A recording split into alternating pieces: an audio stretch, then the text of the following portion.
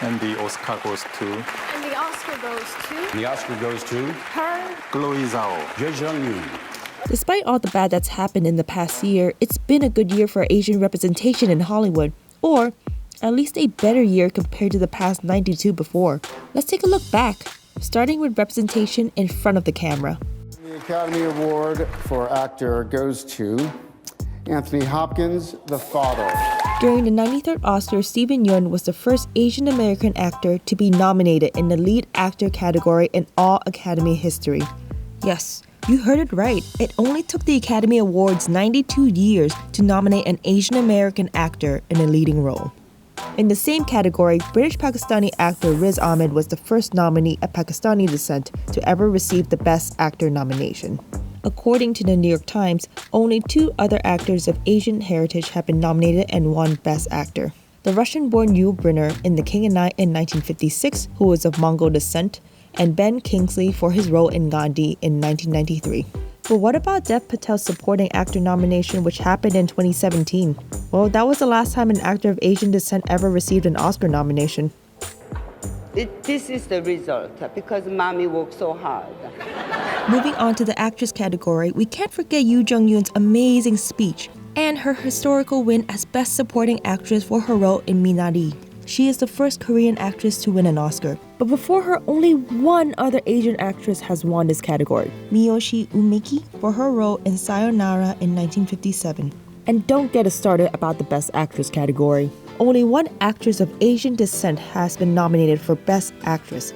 Yup, you heard it right. One, Merle Oberon was a part Indian, part Maori descent, who was nominated for her role in The Dark Angel. And that was back in 1935, 86 years ago. Oh, hell no. Alright, this year was a big deal for recognizing Asian representation behind the camera too. H.E.R, who is part Filipino and part African American, also won her first Oscar. The Grammy Award-winning singer won Best Original Song for Fight For You in Judas and the Black Messiah. We would also like to add she's halfway to becoming an EGOT winner at the age of 23. Me just being up there is a message. It's a message to all the young Black and Filipino girls that you can be up here too. And of course, we have to talk about Best Director. 2 out of the 5 nominees were people of Asian descent. Lee Isaac-chung for Minari and Chloé Zhao for Nomadland. And Zhao made history by becoming the first Asian woman and woman of color to win Best Director. And the Oscar goes to Nomadland. People at birth are inherently good, and I still truly believe them today. On top of that, her film won Best Picture and was nominated for Best Adapted Screenplay and Best Film Editing. We would also like to point out that Zhao serves as a director, producer, writer, and editor for Nomadland. So I guess this kind of proves women, and particularly women of color, do have to work twice as hard as men in order to receive credit. So far, only 2 other directors of Asian descent have won this category. Ang Lee for Brokeback Mountain in 2006, and Life of Pi in 2013, and Bong Joon-Ho for Parasite in 2020. We know the lack of diversity in the Oscars isn't news to anyone. Well, I'm here at the Academy Awards, otherwise known as the White People's Choice Awards. The Academy of Motion Picture Arts and Sciences is facing criticism over the lack of diversity in its Oscar nominations again. The Oscars So White hashtag that started trending about half a decade ago has done its fair share in reshaping what is considered the most prestigious film awards in the United States. This year, 9 actors of color in total earned nominations, an over 88% uptick from last year, following a new diversity requirement put out by the Academy that some critics consider controversial. Although it's an accomplishment that should be celebrated, it is just a tiny first step for the Asian community to be recognized and celebrated on the big screen.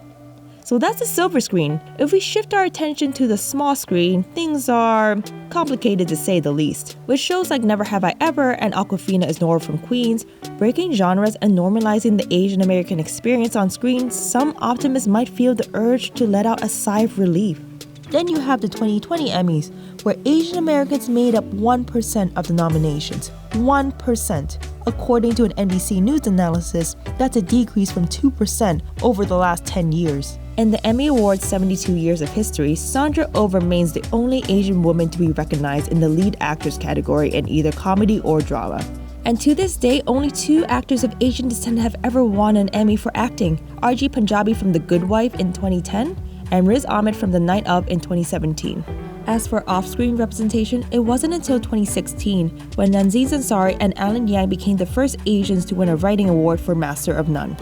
But it's not all gloom and doom. This year was a huge breakthrough for Asian representation. Progress is progress, so why don't we celebrate and acknowledge the people in our community who work tirelessly both on screen and behind the scenes every year? And let's do it loudly and proudly.